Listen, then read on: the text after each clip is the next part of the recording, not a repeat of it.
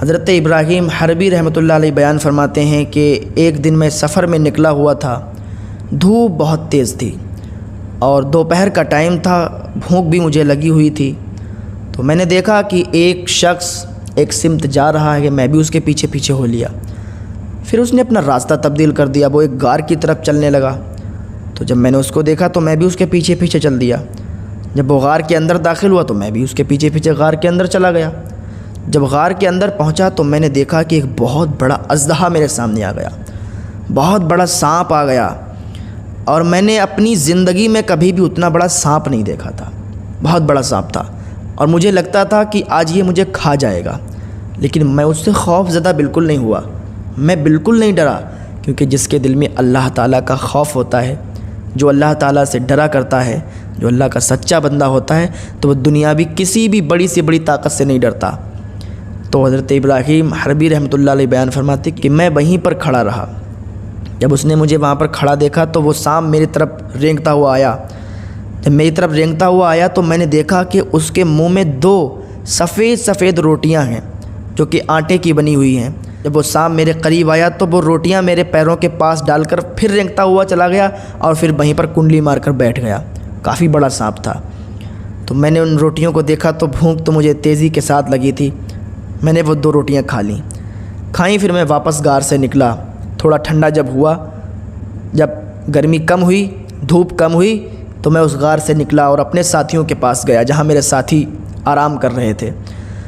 تو وہ ساتھی مجھ سے کہنے لگے کہ اے ابراہیم حربی، کیا جو واقعہ ہم لوگوں کے ساتھ پیش آیا ہے، کیا وہی واقعہ تمہارے ساتھ بھی پیش آیا؟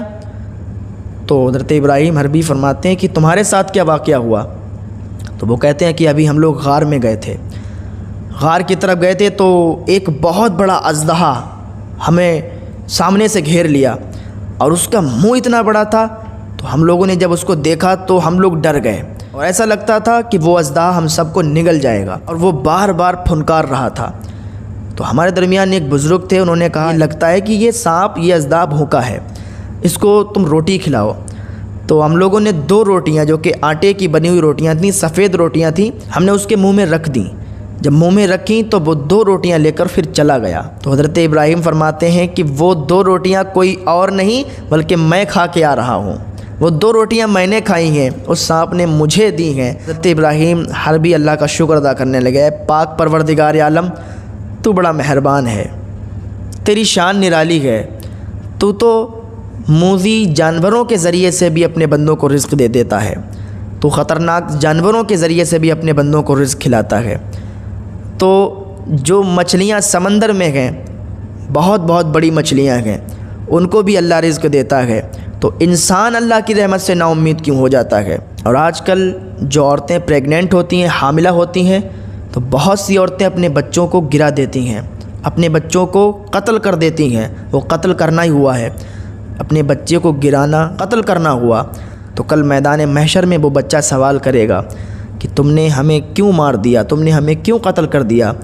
تو ان کے ماں باپ کہیں گے بڑھتی ہوئی مہنگائی کی وجہ سے ہم نے تمہیں قتل کر دیا تھا، تمہاری پرورش کیسے کرتے، تمہیں کیسے پالتے؟ تو کل وہ بچہ جب سوال کرے گا تو جواب دینا مہنگا پڑ جائے گا۔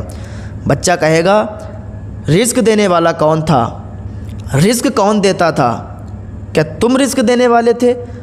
تو وہ ماں اور باپ کہیں گے رزق دینے والا تو پروردگار تھا۔ تو وہ بچہ کہے گا کہ جو رب سمندروں میں بڑی بڑی مچھلیوں کو کھانا کھلاتا ہے، کیا وہ تمہیں اور تمہاری اولاد کو کھانا نہیں کھلاتا؟ اللہ کی رحمت سے نا امید ہو گئے تو کل کیا جواب دو گے؟ میرے بھائیوں، اپنے بچوں کو قتل مت کرو، ورنہ یہ بچے کل میدان محشر میں تم سے سوال کریں گے۔ اور ذرا اس کے دل سے جا کے پوچھو جس کی اولاد نہیں ہے، وہ اولاد کے لیے تڑپتے ہیں، اللہ سے دعا کرتے ہیں پروردگار مجھے کوئی یا تو بیٹا یا تو بیٹی دے دے، اولاد عطا فرما دے، اور آج اللہ نے تمہیں یہ اولاد کی نعمت عطا فرمائی تو تم اس کا شکریہ ادا کرنے کی بجائے اس کی نافرمانی کرتے ہو اور بچوں کا قتل کرتے ہو۔ کل تم سے حساب ہوگا، جب حساب ہوگا تو تمہیں جواب دینا مہنگا پڑ جائے گا۔